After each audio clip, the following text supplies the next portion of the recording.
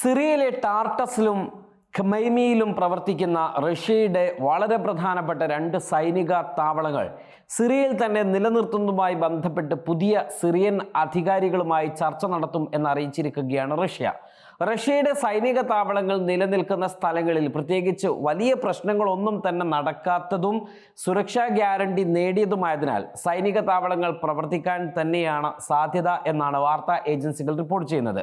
2017 റഷ്യയും സിറിയയും തമ്മിൽ 49 വർഷത്തേക്ക് സൈനിക താവളങ്ങൾ സിറിയയിൽ പ്രവർത്തിപ്പിക്കുന്ന കരാറിൽ ഏർപ്പെട്ടത്. 2015 ബഷാറുൽ അസദിനെതിരെ ബഷാർ വിരുദ്ധപക്ഷം പ്രക്ഷോഭം ശക്തമാക്കിയതിനെ തുടർന്ന് റഷ്യയുടെ സഹായം തേടുകയും ബഷാർ തേടുകയും തുടർന്ന് റഷ്യയുടെ നേതൃത്വത്തിലായിരുന്നു സിറിയയും ബഷാറിനെയും ഒക്കെ രക്ഷിച്ചെടുത്തതും നിലനിർത്തിയതുമൊക്കെ. ഇതിൻ്റെ പ്രത്യുപകാരം ഒരു ഉപഹാരമായിട്ടാണ് റഷ്യയുടെ സൈനിക താവളങ്ങളിൽ സിറിയയിൽ പ്രവർത്തിക്കുവാനുള്ള അനുമതി സിറിയ നൽകുന്നത്. ഇതോടെ അമേരിക്കക്ക് മാത്രം സൈനിക താവളങ്ങൾ ഉണ്ടായിരുന്ന സ്ഥലത്ത് പിന്നീട് ഇറാനും റഷ്യയും ഒക്കെ സൈനിക താവളങ്ങൾ കൊണ്ടുവരികയും അവിടെ മിഡിൽ ഈസ്റ്റിൽ അവരൊരു വലിയ ശക്തിയായി മാറുകയും ചെയ്തു. റഷ്യൻ ഡെപ്യൂട്ടി വിദേശകാര്യമന്ത്രി മിഖായേൽ ബാഗ്നോവിൻ്റെ പ്രസ്താവന ഇങ്ങനെയാണ്: റഷ്യൻ നയതന്ത്രജ്ഞർ HDS രാഷ്ട്രീയ സമിതിയുമായി ഇതിനകം തന്നെ നിരവധി വിഷയങ്ങളിൽ ചർച്ച നടത്തിയിട്ടുണ്ട്. ഞങ്ങളുടെ നയതന്ത്ര ദൗത്യത്തിൻ്റെയും സിറിയയുടെ പ്രദേശത്തുള്ള റഷ്യൻ പൗരന്മാരുടെയും സുരക്ഷ ഉറപ്പാക്കുക എന്ന ഉദ്ദേശത്തോടെയാണ് സൈനിക താവളങ്ങൾ പ്രവർത്തിച്ച് തുടങ്ങിയത്. അസദ് വീണതോടെ ഇസ്രയേൽ സിറിയയിൽ പിടിമുറുക്കുകയും റഷ്യ പിന്മാറുകയും ചെയ്യുമെന്നൊക്കെ ചില വാർത്തകളൊക്കെ വന്നിരുന്നു. എന്നാൽ ഇസ്രയേലിനെതിരെ തന്നെ നിലയുറപ്പിക്കുവാനാകും പുതിയ സിറിയൻ ഭരണകൂടവും ശ്രമിക്കുക. അങ്ങനെ വന്നാൽ അവരും സ്വയം രക്ഷയ്ക്ക് വേണ്ടി റഷ്യയെ നിലനിർത്തുകയാകും ചെയ്യുക. അതിന് 2 കാരണങ്ങളുണ്ട്. ഒന്നാമത്തേത് നിലവിലെ കരാറെങ്കിൽ, രണ്ടാമത്തേത് നിലവിൽ സിറിയ നിരായുധവൽക്കരിക്കപ്പെട്ടതാണ്. കാരണം സിറിയയുടെ ആയുധ സംഭരണശാലകളും സൈനിക കേന്ദ്രങ്ങളുമെല്ലാം ഇസ്രയേൽ തകർത്ത് കൊണ്ടിരിക്കുകയാണ്. 85% മേഖലകളും തകർത്തു എന്നാണ് ഒരു റിപ്പോർട്ടിൽ പറയുന്നത്. ഇസ്രയേൽ സിറിയൻ ഭൂമി പിടിച്ചെടുത്തുകൊണ്ടിരിക്കുകയുമാണ്. ഇസ്രയേൽ സൈന്യം ഡമാസ്കസിലേക്കുള്ള നുഴഞ്ഞുകയറ്റം തുടരുകയുമാണ്. അൽ മയാദീൻ എന്ന പത്രത്തിൻ്റെ ലേഖകൻ റിപ്പോർട്ട് ചെയ്തതാണ് ഇക്കാര്യങ്ങളൊക്കെ. ഇത് അവർ തുടരുമെന്നും ഉറപ്പാണ്. ഇതിന് ഉദാഹരണമാണ് പുതുതായി പിടിച്ചെടുത്ത സിറിയൻ പ്രദേശത്ത് ശൈത്യകാലത്ത് താമസിക്കാൻ തയ്യാറെടുക്കാൻ ഇസ്രയേലി പ്രതിരോധ മന്ത്രി ഇസ്രായേൽ കാറ്റ്സ് വെള്ളിയാഴ്ച രാജ്യത്തിൻ്റെ സൈനികരോട് ഉത്തരവിടുന്നത്.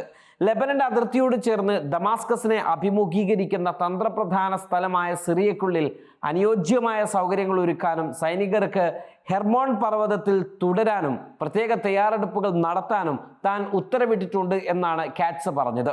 സിറിയയും ഇസ്രയേലും തമ്മിലുള്ള സംഘർഷം താൽക്കാലികമായി നിർത്തിവെച്ച ഒരു യുദ്ധവിരാമ കരാറിന് ശേഷം 1974 സ്ഥാപിതമായ സൈനിക വൽക്കരിക്കപ്പെട്ട ബഫർ സോണായ പ്രദേശം ഞായറാഴ്ച HDS അധികാരമേറ്റത്തിന് ശേഷം IDF പിടിച്ചെടുത്തിരുന്നു. 1967 മുതൽ അനധികൃതമായി കൈവശം വെച്ചിരുന്ന ഗോലാൻ കുന്നുകൾക്കപ്പുറത്തേക്ക് ഇത് വ്യാപിച്ചു. രാജ്യം HDS ഏറ്റെടുത്തതോടെ സിറിയയുമായുള്ള കരാർ തകർന്നു എന്നാണ് ഇസ്രായേൽ പ്രധാനമന്ത്രി ബെഞ്ചമിൻ നെതന്യാഹു പിന്നീട് പറയുന്നത്. ലെബനന്റെ അതിർത്തിയോട് ചേർന്ന് കിടക്കുന്ന ഹെർമോൺ പർവ്വതം ഡമാസ്കസിനെ അഭിമുഖീകരിക്കുന്ന ഒരു തന്ത്രപ്രധാനമായ ഏറ്റവും ഉയരം കൂടിയ ഒന്നാണ്. സിറിയയിലെ ഏറ്റവും ഉയരം കൂടിയ പർവ്വതം എന്ന നിലയിൽ ലെബനനിലെ പ്രദേശങ്ങൾ ഉൾപ്പെടെ പ്രദേശത്ത് ഉടനീളമുള്ള നിരീക്ഷണത്തിന് ഇതൊരു പീഠഭൂമിയായിട്ട് നിൽക്കാൻ സാധിക്കുന്ന ഒന്നാണ്. ഇത് ഇസ്രയേലിന് വളരെ ഉപകാരപ്പെടുന്ന ഒന്നാണ്. ഹെർമോൺ പർവ്വതത്തിൽ റഡാറുകൾ സ്ഥാപിച്ചാൽ ഇസ്രയേലിന് കൂടുതൽ വിശാലമായ പ്രദേശം നിരീക്ഷിക്കാൻ കഴിയും എന്നുകൂടിയാണ് വിദഗ്ധർ പറയുന്നത്. ഹെർമോൺ പർവ്വതത്തിൻ്റെ കൊടുമുടിയിൽ ഞങ്ങൾ മുറുകെ പിടിക്കുന്നതിന് വളരെയധികം സുരക്ഷാ പ്രാധാന്യമുണ്ട് എന്നാണ് മാധ്യമങ്ങൾ ഉദ്ധരിച്ചുകൊണ്ട് കാറ്റ്സ് ഇത് സംബന്ധിച്ച് പറയുന്നത്. ഇനി സിറിയ യുദ്ധം അല്ലെങ്കിൽ പോരാട്ടം തുടരുക ഇസ്രയേലിനോട് നേരിട്ടായിരിക്കും. കാരണം മുകളിൽ പറഞ്ഞ പോലെ സിറിയൻ പ്രദേശങ്ങൾ കൈയടക്കുക എന്ന ലക്ഷ്യത്തോടെ ഇസ്രയേൽ പ്രവർത്തിക്കുകയും നീങ്ങുകയും ചെയ്യും. അതിനെ സിറിയ അവരുടെ ഏത് ശക്തിയും ഉപയോഗിച്ച് അവർ അതിനെ പ്രതിരോധിക്കും എന്നും ഉറപ്പാണ്. അത് പുതിയൊരു സംഘർഷത്തിന് കാരണമാകും. ഇതിന് സിറിയക്ക് കഴിയണമെങ്കിൽ അവർക്ക് നിലവിൽ പറഞ്ഞതുപോലെ റഷ്യയുടെ സഹായം ആവശ്യം തന്നെയാണ്. അതുകൊണ്ട് തന്നെ റഷ്യയുടെ സഹായത്തിനാകും അവർ ശ്രമിക്കുക. അതുകൊണ്ട് തന്നെ റഷ്യൻ സൈനിക ക്യാമ്പ് അവിടെ നിലനിർത്താൻ അവർ റഷ്യയെ സമ്മതിക്കുക തന്നെയായിരിക്കും ചെയ്യുക. അതേസമയം തന്നെ റഷ്യൻ സൈനിക താവളം സ്ഥിതി ചെയ്യുന്ന ടാർട്ടസിലെ സിറിയയുടെ സൈനിക എയ്ഡ് പോസ്റ്റിന് നേരെ ഇസ്രയേൽ ഒരു ബോംബാക്രമണം നടത്തിയെന്ന വാർത്തകളും പുറത്തുവരികയാണ്. സിറിയൻ സൈന്യം ഉപയോഗിച്ചിരുന്ന കമാൻഡ് പോസ്റ്റുകളും സൈനിക വെയർഹൗസുകളും ലക്ഷ്യമിട്ടായിരുന്നു ആക്രമണമെന്നും ആളപായങ്ങളൊന്നും റിപ്പോർട്ട് ചെയ്തിട്ടില്ല എന്നുമുള്ള പുതിയ റിപ്പോർട്ടും പുറത്തു വരുന്നുണ്ട്. ഏതായിരുന്നാലും സിറിയയിൽ റഷ്യ തുടരാൻ തന്നെയാണ് സാധ്യത.